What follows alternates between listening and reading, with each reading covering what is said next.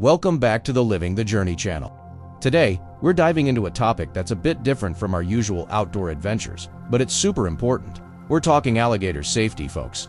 So, grab your favorite beverage, settle in, and let's get into it.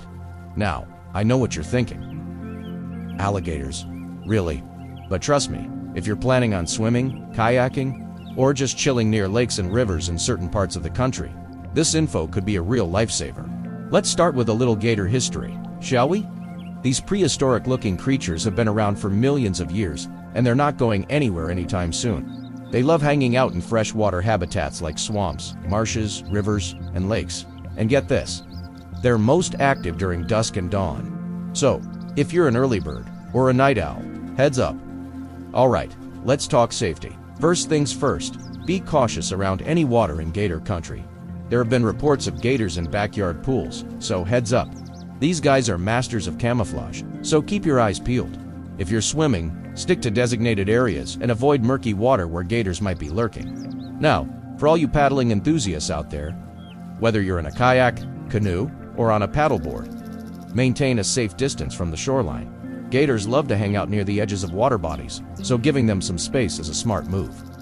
Here's a big one. Never, ever feed alligators. I know they might look cute, but feeding them is not only illegal in most places, it's also dangerous. It makes them associate humans with food, and trust me, that's not our association we want to encourage. Alright, I've got another important nugget for you. If you do encounter an alligator, stay calm. I know, easier said than done, right? But panicking won't help. Slowly back away and give the gator plenty of space. They're generally not interested in humans, but they will defend themselves if they feel threatened. Now, let's talk about what to do if you're paddling and spot a gator. The key is to make a lot of noise. Splash the water with your paddle. Shout.